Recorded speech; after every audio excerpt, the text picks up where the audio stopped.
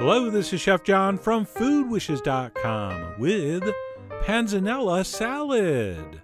That's right, there are hundreds of ways you can make this very simple, very rustic tomato and bread salad, but I don't want you to use any of those. Because while delicious, the one thing they all have in common, they're all also very soggy. So we're going to do things a little differently, and by using some proprietary fried bread cube technology, we're going to get something that's not only tasty, but far, far superior texturally. So let me show you how to do this, and we'll get started with the second most important ingredient, the bread. And for this, you're going to need some stale bread, 2 to 3 day old bread. Fresh bread is just not going to work as well for this. So this is the perfect thing to do when you have half a loaf of bread left over, which is exactly what I have. And all we need to do is cube this up. So I'm going to cut a couple half-inch slices, kind of cut those into strips, and then we'll turn it and just cut across that way into some nice, fairly evenly sized pieces. And you know the standing rule. Nobody cares how big you make your cube, but when you do pick a size, stick with it. So these cook evenly. But anyway, we're going to go ahead and cube up half a loaf of bread, crust and all.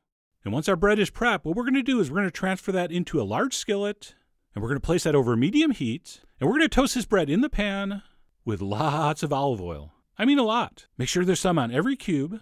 And then what we'll do is we'll go ahead and toast those bread cubes over medium heat until they just start to turn golden. And that's going to take you a few minutes. And I used the term toast earlier. What I really should be saying is fry these, okay? We really want to fry the surface of the bread cube. We don't just want to toast it all the way through. Or I want something crunchy on the outside, but that still has a little bit of chewiness inside. And at any point you think it needs a little more olive oil, add some. See, right here I noticed a few pieces that looked a little dry, so I gave it another little drizzle. So I'm going to keep those moving. You can use a spatula to stir, or you can use the old flippa if you know how to do it. And if you don't, check out our video. I showed you how to do that using cheese balls. Oh yeah, that's not a joke. So I'm going to keep those moving till, like I said, they start to turn golden brown. And at that point, we're going to stop, and we're going to grate over some fresh Parmigiano Reggiano, and we're going to finely grate that all over the surface. And what's going to happen here, thanks to all that olive oil and this Parmesan, these bread cubes are going to get crunchy and crispy, and even when they get soaked with that dressing later, they're still going to retain some crunchiness, which I think is the key to this technique, okay? So keep that going over medium heat, stirring and or tossing, until you have something that's beautifully golden brown. All right, it should look something like this. The outside should be hard and crispy, but still a little bit of chewiness on the inside. All right, if you press these cubes with a spatula and they just shatter into crumbs, that's too much. And I don't have time to explain now, but if you're thinking this would be way faster and easier in the oven, it would be, but it's not going to be as good. And I'll explain that on the blog. And when we're happy with those, we're going to turn off the heat and let those cool completely. All right, you definitely don't want to mix a salad with these warm. And if for any reason one of those bread cubes doesn't look quite right to you, just eat it. All right, in the business, we call that destroying the evidence. So our crispy olive oil soaked, Parmesan crisped bread cubes are ready. And it's time to move on to the most important ingredient, the tomatoes. As you can see here, I have a colorful colander full of what we call toy box tomatoes, which just means a variety of different colors and shapes. And of course, these have been washed thoroughly. And all we're going to do to prep these is cut them in half. And one quick point here, I want you to cut them all in half no matter how small they are. Whole cherry tomatoes in a panzanella salad do not work. All right, there's an old saying, whole tomatoes don't bleed. Okay, sounds much better in Italian. But what it means is if you don't cut these tomatoes open, we're not going to get those amazing juices flowing out, which is really the key to the dressing. So we'll go ahead and we'll cut all those in half. And yes, I've seen the trick with the plate where you cut them all at once. It doesn't work if you have different sized tomatoes like I do. But if you want, you can cut a few at a time. And once those are cut, we'll go ahead and toss those in a bowl and season them up.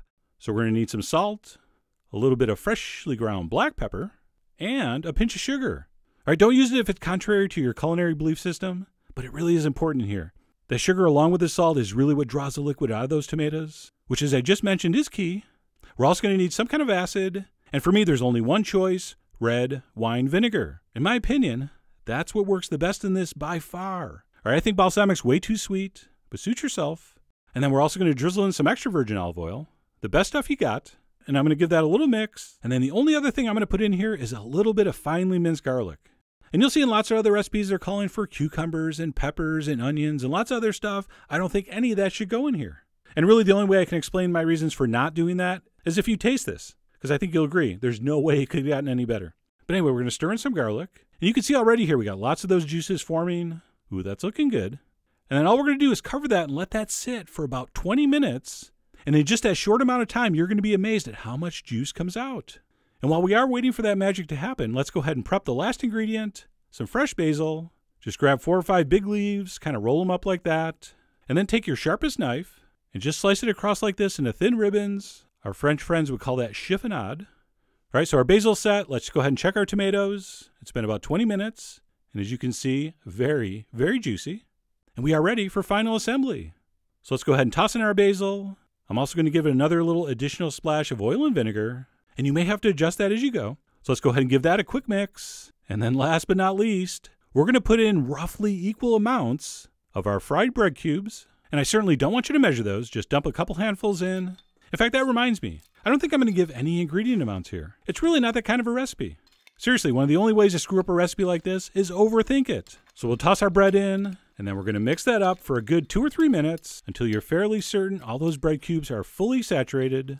And then what I like to do is kind of pat it down a little bit and just let it sit there for 3 or 4 minutes. Because here's how you're going to tell if you have enough dressing. After you toss that, if you come back 3 or 4 minutes later and it's all been absorbed, you need more. Put in a little more vinegar, a little more olive oil, give it another toss. So you'll have to check that. You'll have to adjust. You are the Confucius of your Panzanella juices. And above and beyond that, you're also obviously checking for salt. And once we're happy with how it looks and tastes, we'll go ahead and plate that up. I'm going to garnish with a little more freshly chiffonaded basil. And then I'll also do one more last drizzle of extra virgin olive oil to kind of shine up the top. And that gorgeous but fairly untraditional Panzanella salad is done. And while we have the same amazing flavors that you get in the more authentic versions, we don't have that same soupy, soggy bread. Which reminds me, Panzanella actually means little swamp. And while it may make me a bad Italian, I just don't like my Panzanella salads too swampy. So the beauty of this technique is even though these cubes are completely saturated, completely soaked with that incredible dressing, they still have some crunch to them. I know it sounds impossible, but it's not. In fact, here's me eating some out of a different bowl. And this was like 10 minutes later. And you can actually hear, even though they're totally soaked, they're still crispy. Just an unbelievable and truly unique sensation.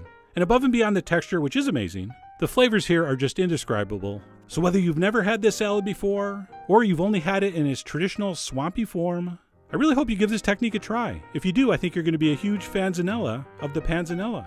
All right, so head over to foodwishes.com for all the ingredient amounts and more info as usual. And as always, enjoy.